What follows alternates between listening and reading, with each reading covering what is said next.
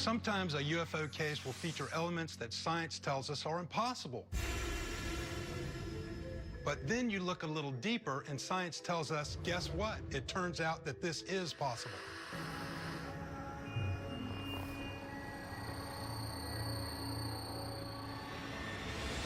March 31st, 2012, Miami, Florida. Mary Alvarez is about to make herself some breakfast when she encounters a UFO inside her own living room. There's this small orb about the size of a basketball floating through her house. And it's solid, and there are different colored lights flashing beneath the surface.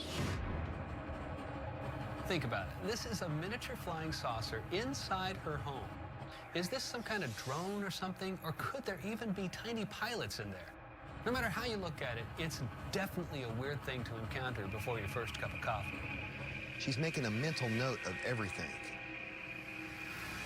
Her husband walks in on this close encounter, and if this isn't already strange enough, the UFO begins to change shape. The couple reports that it is now a long cylinder, and as they approach it, it flies towards their living room wall. And then it's gone.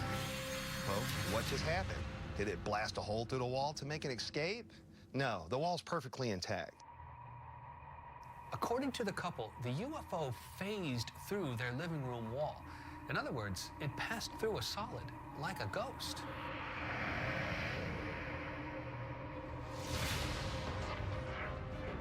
This is an older couple. They've had no previous experiences or even interest in UFOs. But they were so disturbed by this encounter that they meticulously detailed every aspect of it with testimony, maps, timelines, and drawings.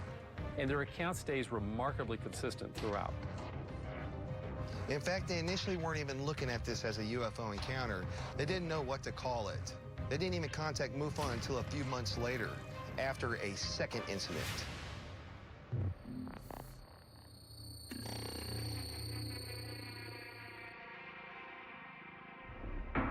July 8th, 2012. 3 months after encountering the UFO in her living room, Mary Alvarez hears something outside her window. She looks up, and there in the morning sky is a huge triangle-shaped aircraft hovering over her street.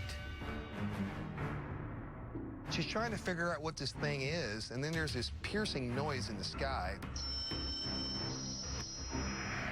And then the craft just vanishes. After witnessing a tiny UFO inside her house and a giant UFO above her house, Mary decides it's time to bring in the experts, and she contacts MUFON.